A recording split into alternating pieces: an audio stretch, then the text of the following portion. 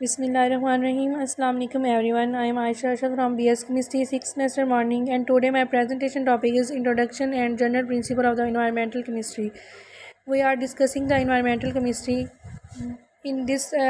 presentation, in this lecture, we will discuss what is environmental chemistry, its introduction and general principle of the environmental chemistry. We only discuss the general concepts of the environmental chemistry, so let us discuss what is the environmental chemistry. Environmental chemistry, as the name indicate, it relates with the environment. Environmental chemistry जो है chemistry की एक branch है जिसमें हम different sources reactions different effects यानी chemical species in water soil यानी environment में हमारी बेसिकली क्या चीज़ें आ रही होती हैं इन्वायरमेंट में एटमॉस्फेयर यानी आबो हवा वाटर जो है वाटर हो गया सॉइल होगी लिविंग इन्वायरमेंटल के अंदर जो है इन्वायरमेंटल डिफरेंट ऑर्गेनिजम्स भी आ जाते हैं different sources and their effects on the organism और their effects on the environment and effect on the human activities यानी इन्वायरमेंट में हम बेसिकली यही डिस्कस कर रहे होते हैं कि जो इन्वायरमेंट में जो डिफरेंट फैक्टर्स होते हैं the how they effect the environment and different how they effect human activities यानी हम बेसिकली जो है इफेक्ट यानी रिलेशनशिप इन्वायरमेंट का जो हम डिस्कस कर रहे होते हैं and discuss let us will discuss deal with the study of the various chemical phenomena यानी different जो chemical reactions हो रहे होते हैं chemical processes environment के अंदर हो रहे होते हैं like जैसे gases environment में gases present होती हैं how they react with each other how they react how they affect human beings how they affect the environment different factors यानी जो affect कर रहे होते हैं different chemical processes तो वो हम जो है स्टडी करते हैं environmental chemistry में ये जो है वो एक ब्रांच दिया environmental chemistry multi disciplinary science है यानी ये नहीं कि हम जस्ट जो है वो इसमें इन्वायरमेंट को जस्ट केमिस्ट्री जो है वो इसमें इन्वॉल्व होती है no this involve physics life sciences agricultures यानी जो भी चीज़ें मटेरियल साइंस पब्लिक हेल्थ जो भी चीज़ें इन्वायरमेंट को इफेक्ट कर रही होती हैं ऑर्गेनिज्म को इफेक्ट कर रही होती हैं ह्यूमन एक्टिविटीज़ को इफेक्ट कर रही होती हैं तो वो चीज़ें हम इसमें डिस्कस करते हैं बेसिकली ये ह्यूमन सराउंडिंग्स इसमें एटमॉस्फेयर यानी एटमॉस्फेयर में कैसे हम इन्वॉल्व कर सकते हैं एटमॉस्फेयर में जैसे डिफरेंट लेयर्स मौजूद होती हैं हमने पहले भी डिस्कस किया कि एनवायरनमेंट जो है वो 4 डिफरेंट लेयर्स में होती हैं ट्रोपोस्फेयर लिथोस्फेयर एटमॉस्फेयर तो ये भी बेसिकली जो है वह इन्वायरमेंटल केमिस्ट्री में हम डिस्कस करते हैं और ये टोटली इनका जो इफेक्ट यानी क्या हो रहा था ये ह्यूमन की सराउंडिंग पे कैसे इफेक्ट कर रही होती हैं ये हम स्टडी करते हैं इन्वायरमेंटल केमिस्ट्री में जो ह्यूमन बींग्स होते हैं वो टोटली डिपेंडेंट होते हैं इन्वायरमेंट के ऊपर ये जो है वो ये कॉमन सी चीज़ है हम जो है वो खुद डिस्कस कर रहे होते हैं जैसे लाइक कि ह्यूमन बींग्स होते हैं वो इन्वायरमेंट का बहुत ज़्यादा जो है वो इफेक्ट होता है इंसान की हेल्थ पे इंसान की एक्टिविटीज़ पे ह्यूमन एक्टिविटीज़ ह्यूमन हेल्थ तो they greatly effect the environment is totally affected यानी human beings are totally affected by the environment ये जो है वो कॉमन सी चीज़ है तो इसमें हम यानी ये भी कि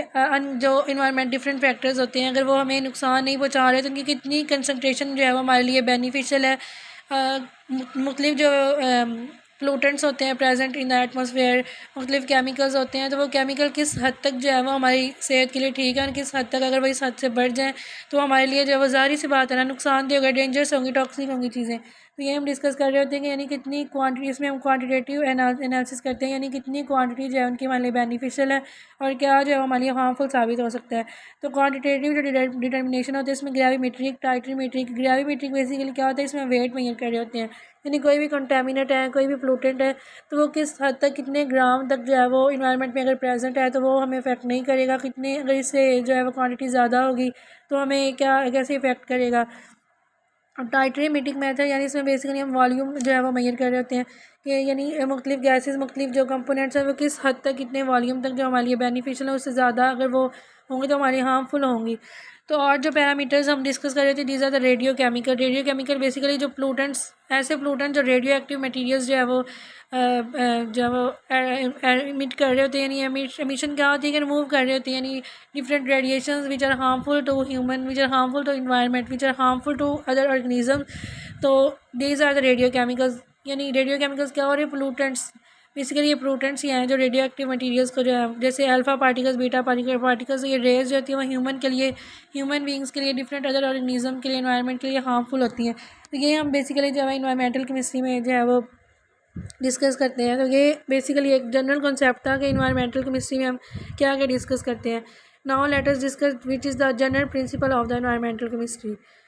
जनरल प्रिंसिपल क्या है जैसे मैंने आपको पहले भी बताया कि क्योंकि हमारे इर्द गिर्द इन्वायरमेंट में जो मेन चीज़ें आ रही थी एयर वाटर एंड सॉइल तो उनका आपस में रिलेशन और उनका जो इफ़ेक्ट डिफरेंट ऑर्गेनिजम्स पे वो हम डिस्कस कर रहे होते हैं। ये जनरल प्रिंसिपल है। जो भी चीज़ है इन्वायरमेंट के रिलेटेड होती है, यानी अदर इन्वायरमेंटल और अदर एरियाज़ टू साइंस, जो भी साइंस के अदर एरियाज़ या इन्वायरमेंट को अफेक्ट कर रही होती है वो इन्वायरमेंटल केमिस्ट्री में हम डिस्कस करते हैं। बेसिकली ये जो है हमारे पास ये इन्फ्लुएंस हम इसमें देख रहे होते हैं कि principle of environmental chemistry which is the important environmental media में यही यानी इंक्लूड, जैसे पहले बताया कि air, water and soil. So these how these influence each other, how they influence environment, how they influence organism. तो ये हम डिस्कस कर रहे होते हैं।